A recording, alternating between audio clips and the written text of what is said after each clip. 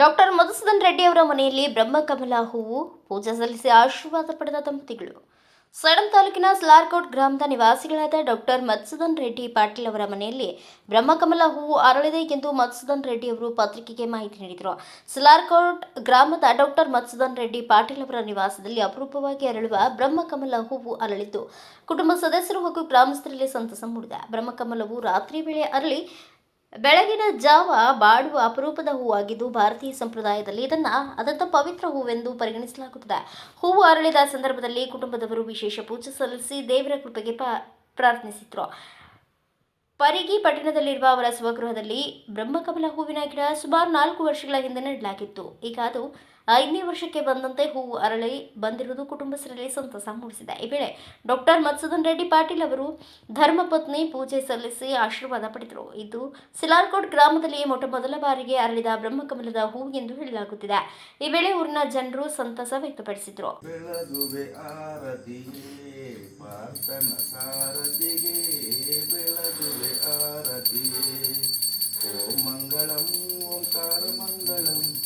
ಓಂ ನಮಃ ಶಿವಾಯ ಮಂಗಳಂ ಸದ್ಗುರುವೆ ಮಂಗಳಂ. ಈಗ ಮಂಗಳಂ ಮಹಾದೇವದಯ ಸಿಂಧುಗೀಶ ಮಂಗಳಂ. ಓಂ ಮಂಗಳಂ ಓಂಕಾರ ಮಂಗಳಂ. ಓಂ ನಮಃ ಶಿವಾಯ ಮಂಗಳಂ ಮಹಾಮಂಗಳಂ ಮಕಾರ ಮಂಗಳಂ. ಮಹಾದೇವ ಈಶ ನೀವೇವ ಮಂಗಳಂ ಸದ್ಗುರುವೆ ಮಂಗಳಂ.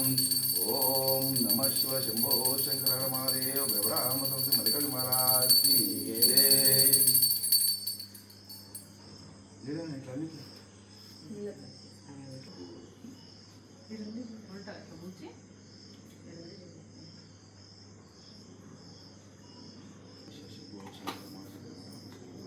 ಬ್ಯೂರೋ ರಿಪೋರ್ಟ್ ವೆಂಕಟಪ್ಪ ಕೆಸುಗಾಲ್, ಭಾರತ ವೈಭವ news, Sedam. Thanks for watching. Read, discuss and debate with editor Dr. Yan Prashant Rao. Wanted reporters in print, digital and visual media for Bharat Vaibhav Daily Newspaper, BV News 5 Channel and BV Fast Web News from all the talukas of Karnataka, Goa and Maharashtra.